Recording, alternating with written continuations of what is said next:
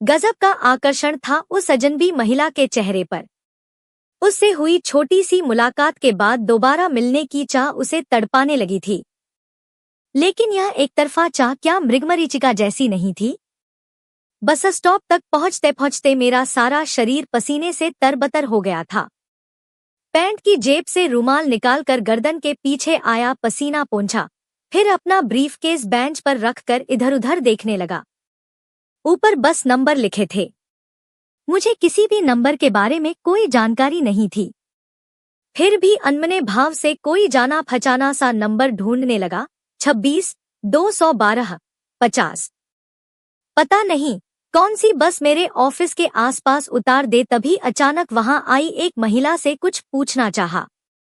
Sleeveless blouse और पीली printed sari में लिपटी वह महिला बहुत ही तटस्थ भाव से काला चश्मा लगाए एक और खड़ी हो गई। महिला के सिवा और कोई था भी नहीं। सकुचाते हुए मैंने पूछा, सेक्टर 40 के लिए यहाँ से कोई बस जाएगी क्या? 827, उसका संक्षिप्त सा उत्तर था। क्या आप भी उस तरफ जा रही हैं? मैंने पूछा। हालांकि मुझे उस अनजान महिला से इस तरह कुछ पूछना तो नहीं चाहिए था, परंतु देर तक कोई बस न आती दिखाई दी तो चुप्पी तोड़ने के लिए पूछ ही बैठा। जी, उसने फिर संक्षिप्त उत्तर दिया। आधा घंटा और खड़े रहने के बाद भी कोई बस नहीं आई। 10 बजने वाले थे। देर से ऑफिस पहुंचूंगा तो कैसे चलेगा? एकदम सुनसान था बस स्टॉप। क्या सचमुच यहाँ से बसें जाती हैं? मैंने मुस्करा कर कहा। हालांकि मैंने कुछ उत्तर सुनने के लिए नहीं कहा था, मगर फिर भी उस महिला ने कहा, आज शायद बस लेट हो गई हो। बस का इंतजार करना मेरी मजबूरी बन चुका था। आसपास कहीं ऑटो या रिक्शा होता तो शायद एक क्षण के लिए भी न सोचता। तभी वही बस पहले आई जिसका इंतजार था। मुझे 3 महीने हो गए थे इस छोटे से शहर में।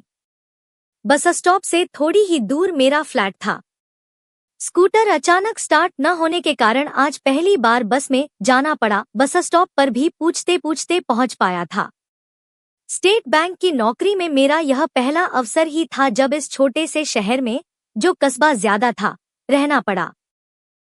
बच्चों की पढ़ाई की मजबूरी न होती तो शायद उन्हें भी यहीं ले आता और पत्नी का बच्चों के साथ रहना तो तय ही था। बड़ी लड़की को 10वीं की परीक्षा देनी थी और शहरों की अपेक्षा यहाँ इतनी सुविधा भी नहीं थी। 2 कमरों का छोटा सा फ्लैट बैंक की तरफ से ही मिला हुआ था। पिछले मैनेजर की भी यही मजबूरी थी। उसे भी इस फ्लैट में 3 वर्ष तक इसी तरह रहना पड़ा था। चेक पास करते करते उस दिन अचानक कैबिन के दरवाजे की चरमराहट और खनखनाती सी आवाज ने सारा ध्यान तोड़ दिया। लॉकर के लिए मिलना चाहती हूँ, उस महिला ने कैबिन में घुसते ही कहा। मैंने सिर उठाकर देखा तो देखता ही रह गया। बहुत ही शालीनता से बॉबकट बालों को पीछे करती हुई, धूप का चश्मा माथे पर अटकाते हुए उसने पूछा। जी, मैंने कहा। कोई और होता तो ऊंचे स्वर में 1 से 2 बातें करके अपने मैनेजर होने का एहसास जरूर कराता कि देखते नहीं, मैं काम कर रहा हूं। परंतु कुछ कहते न बना। मैंने एक बार फिर भरपूर नजरों से उसे देखा और उसे सामने वाली कुर्सी पर बैठने का इशारा किया। लगता है हम पहले भी मिल चुके हैं, उस महिला का स्पष्ट सा स्वर था, पर स्वर में न कोई महिला सुलभ झिझक थी, नहीं घबराहट। याद आया, मैंने नाटक सा करते हुए कहा। शायद उस दिन बस स्टॉप पर वह मुस्करा पड़ी। मैं फिर बोला, अच्छा बताइए, मैं क्या कर सकता हूँ आपके लिए? मैंने सीधे सीधे बिना समय गंवाए पूछा। लॉकर लेना चाहती हूँ इस बैंक में, कोई उपलब्ध हो तो। आपका खाता है क्या यहाँ? मैंने उत्सुकता से पूछा। जी हाँ, पिछले 5 साल से हर बार लॉकर के लिए प्रार्थना पत्र देती हूँ, परंतु कोई फायदा नहीं हुआ। एफडी करने को भी तैयार हूँ। क्या करती हैं आप? मैंने पूछा। टीचर हूँ, यही पास के स्कूल में। मुझे लगा इसे टालना ठीक नहीं। मैंने उसे एप्लीकेशन फॉर्म के साथ कुछ आवश्यक पेपर पूरे करके कल लाने को कहा। उस असाधारण सी दिखने वाली महिला ने अपने साधारण स्वभाव से ऐसी अमिट छाप छोड़ दी कि मैं प्रभावित हुए बिना न रह सका। इस छोटी सी पहली मुलाकात से हम दोनों चिरपरिचित की तरह विदा हुए। कितने ही लोग आते जाते मिलते रहते थे, परंतु इस महिला के आगे सब रंग ऐसे फीके पड़ गए कि मानसपटल पर किसी भी काल्पनिक स्वप्न सुंदरी की छवि भी शायद धूमिल पड़ जाए। दूसरे दिन ही मैंने उसे लॉकर उपलब्ध कराने की जैसे ठान ही ली और सारी औपचारिकताएं पूरी कर ली। 11 बजे के बाद तो लगातार टकट की बांधे बेसब्री से निगाहें दरवाजे पर अटकी रहीं। 1:45 उसके बैंक में आने से ही अटकी निगाहों को थोड़ी राहत मिली। चेहरे के सभी भावों को छिपाकर दूसरे कामों में अनमने भाव से लगा रहा, परंतु तिरछी निगाहें मेरी अपनी कैबिन की चरमराहट पर ही थी। नमस्ते, हर बार की तरह संक्षिप्त शब्दों में उसने मुस्कुराकर कहा और कागजात देती हुई बोली, ये लीजिए सारे पेपर्स, राशन कार्ड, फोटो और जो आपने मंगवाए थे, बैठिए प्लीज। उसके हाथ से पेपर्स लेकर मैंने पूछा, कुछ लेंगी आप? नो थैंक यू, बच्चे स्कूल से घर आने वाले हैं, स्कूल में ही थोड़ा लेट हो गई थी। पहले सोचा कि कल आऊंगी, फिर लगा न जाने आप क्या सोचेंगे। थोड़ी बहुत खाना पूर्ति कर उसे लॉकर दिलवा दिया और अपना ताला लॉकर में लगाने को कहा, जैसा कि नियम था। मुस्कुरा कर वह आभार प्रकट करती चली गई। एक सवेरे जॉगिंग करते हुए मैं पार्क में पहुंचा तो वह लंबे कदमों से चक्कर लगाने में लीन थी। मुझे देखकर एक क्षण के लिए रुकी भी, शायद पहचानने का प्रयत्न कर रही हो, पर शुरुआत मैंने ही की। बोला, मेरा नाम जानती हूँ। मेरी बात काटती हुई हाथ जोड़कर बहुत ही शिष्ट व्यवहार से वह बोली, आपको भला मैं कैसे भूल सकती हूँ। 5 साल से जो नहीं हो पाया वह 2 ही दिन में आपने कर दिया।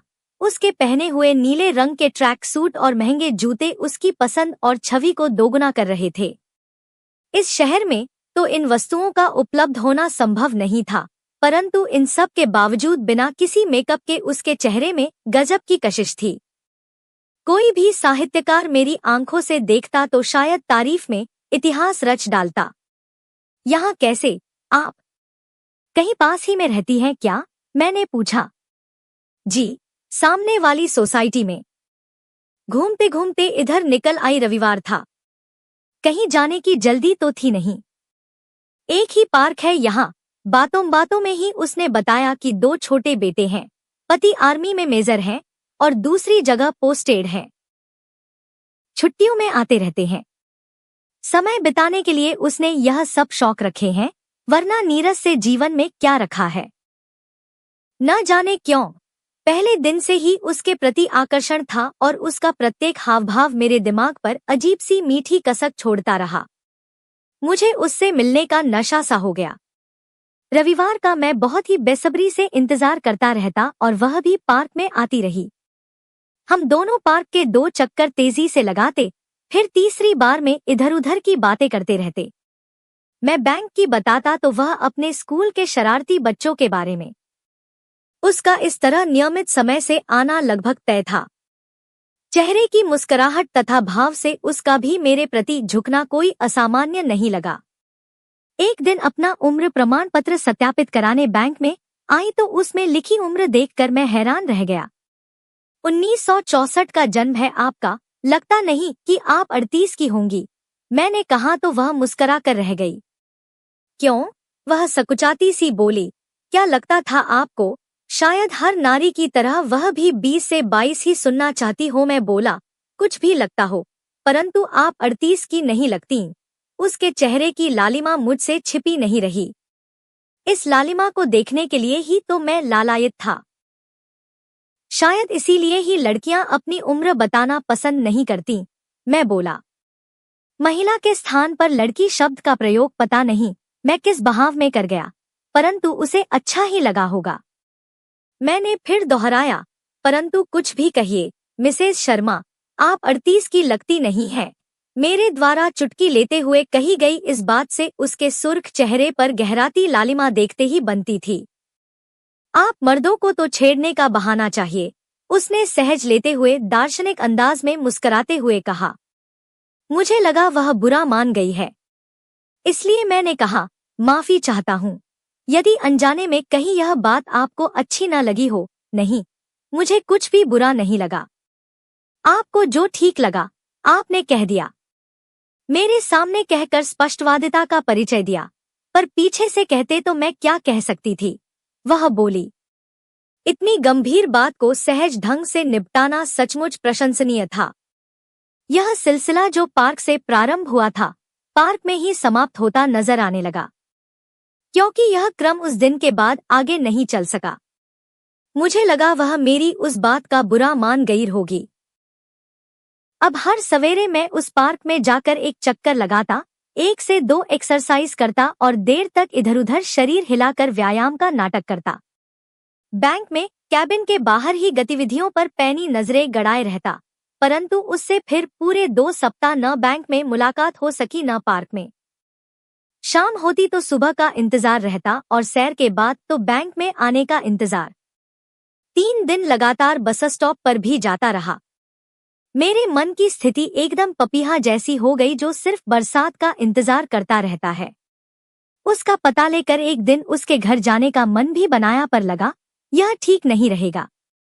वह स्वयं क्या सोचेगी, उसके बच्चों को क्या कहूंगा, वह क्या कहकर मेरा परिचय कराएगी, और कोशिशों के बावजूद नहीं जा पाया। बैंक में उसके पते के साथ फोन नंबर न होने का आज सचमुच मुझे बहुत ही क्षोभ हुआ। कम से कम फोन तो इस मानसिक अंतर्द्वंद्व को कम करता। चपरासी के हाथ अकाउंट स्टेटमेंट के बहाने उसको बैंक में आने का संदेशा भिजवाया। रविवार की इस सुबह ने मुझे बेहद मायूस किया। इस पूरे आवास काल में पहला रविवार था कि घूमने का मन ही नहीं बन सका। दरवाजे पर अचानक बजी घंटी ने दिल के सारे तार झंकृत कर दिए। इतनी सुबह तो कोई नहीं आता, हो न हो मिसेज शर्मा ही होंगी। लगता है कल चपरासी ठीक समय से पहुंच गया होगा। यही सोचता मैं जल्दी से स्वयं को ठीक करके जब तक दूसरी बार घंटी बजती दरवाजे पर पहुंच गया। सामने अपनी पत्नी को पाकर सारा नशा काफूर हो गया। मेरा चेहरा उतर गया। क्यों, हैरान हो गए न? वह हामफते हुए बोली। बहुत ही मुश्किल से मकान मिला है। वह अपना सूटकेस भीतर रखते हुए बोली। अरे बताया तो होता, कोई फोन चिट्ठी। मैंने कहा, सोचा आपको सरप्राइज दूंगी। जनाब क्या करते रहते हैं इस शहर में? अचानक बच्चों की छुट्टियां हुई तो उन्हें मायके छोड़ सीधी चली आई, बताने का मौका कहाँ मिला। मेरा मन उसके आने के इस स्वागत के लिए तैयार तो नहीं था, परंतु चेहरे के भावों में संयमता बरतते हुए मुझे सामान्य होना ही पड़ा। फिर भी इस स्थिति को पचाते शाम हो ही गई। पत्नी के 3 दिन के इस आवासकाल में मैंने हर संभव प्रयास किया कि नपीतुली बातें की जाएं। जब भी बाहर घूमने के लिए वह कहती तो सिरदर्द का बहाना बनाकर टाल जाता। बाहर खाने के नाम पर उसके हाथ का खाना खाने की जिद करता। मुझे भय सा व्याप्त हो चुका था कि कहीं उसके साथ मिसेज शर्मा मिल गई तो क्या करूंगा, क्या कहकर हमारा परिचय होगा। मेरे मन में अजीब सी शंका ने घर कर रखा था। मेरी पत्नी उसके स्वभाव रूप को देखकर क्या सोचेगी। इसी भय के कारण मैंने 3 दिन की छुट्टी ले ली थी। मन का भूत साए की तरह पीछे लगा रहा और यह तब तक सताता रहा जब तक मैंने अपनी पत्नी को जाते वक्त बस में न बिठा दिया। क्या अच्छा है, क्या बुरा है, यह समझना भी नहीं चाहता था। अगली शाम मन का एकाकीपन दूर करने के लिए मैं टीवी देखता चाय की चुस्कियां ले ही रहा था कि दरवाजे की घंटी बजी। दरवाजा खोला तो सामने मिसेज शर्मा को पाया। दिल धक से रह गया। इच्छा के अनुकूल चिरपरिचिता को सामने पाकर सभी शब्दों और भावों पर विराम सा लग गया। बहुत ही कठिनाई से पूछा, आप? उसके हाथ में रजनीगंधा के फूलों का बना सुंदर सा बुके था। काफी समय बाद उसे देखा था। जी, वह भीतर आते हुए बोली। कल बैंक गई तो पता चला आप कई दिनों से छुट्टी पर हैं। सोचा आपसे मिलती चलूं। यह कह शालीनता का परिचय देते हुए उसने मेरे हाथों में बुके पकड़ा दिया। वह क्या है कि मुझसे कहते न बना, आपको मेरा पता कैसे मिला? मैंने हकलाते हुए बहुत बेहुदा सा प्रश्न पूछा, जिसका उत्तर भी मैं जानता था। आइए, मैंने उस पर भरपूर नजर डालते हुए आगे कहा, बैठिए, कुछ पिएंगी? चाय बनाता हूँ। चलिए, थोड़ी थोड़ी पीते हैं। नहीं, बस नीचे मेजर साहब गाड़ी में मेरा इंतजार कर रहे हैं। मेजर साहब? मैंने अचरज से पूछा। हाँ, मेरे पति। उनका तबादला इसी शहर में हो गया है। चेहरे पर बेहद खुशी लाते हुए बोली, अब वे यहीं रहेंगे हमारे साथ। पूरा महीना लग गया तबादला कराने में। सुबह से रात तक भागदौड़ में बीत गया। यहाँ तक कि सैर, स्कूल सभी को तिलांजलि देनी पड़ी, कहकर वह चली गई। यह देख सुनकर मेरे शरीर का खून निचुड़ गया। स्वयं को संयत करता हुआ सोफे पर जा बैठा। आखिर इतनी तड़प क्यों हो गई थी मन में एक अनजान महिला के प्रति? क्यों इतनी उत्कंठा से टकट की बांधे इंतजार करता रहा? यह अंतिम आशा भी निर्मूल सिद्ध हुई। क्या है यह सब? मैं पूरी ताकत से लगभग चीखते हुए मन ही मन बुदबुदाया। इतनी मुलाकातें, ढेरों बातें, लगता था वह प्रतिपल करीब आती जा रही है। क्यों वह ऐसा करती रही?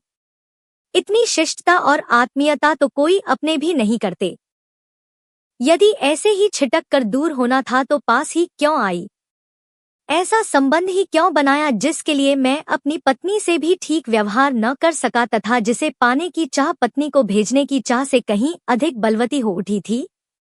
2 से 4 बार की चंद मुलाकातों में क्या क्या सपने नहीं बुन डाले। परंतु मुझे लगा यह सब एक तरफा रास्ता था। उसने कहीं कुछ ऐसा नहीं किया जो अनैतिक हो, सिर्फ अनैतिकता मेरे विचारों और संवेदनाओं में थी। शायद संवेदनाओं को अभिव्यक्त करने की मैं रात भर विरोधाभास के समुद्र में डूबता उतराता रहा और अपने खोए हुए संबंधों को फिर स्थापित करने की दृढ़ इच्छा ने मुझे सवेरे की पहली बस से अपने परिवार के पास भिजवा दिया।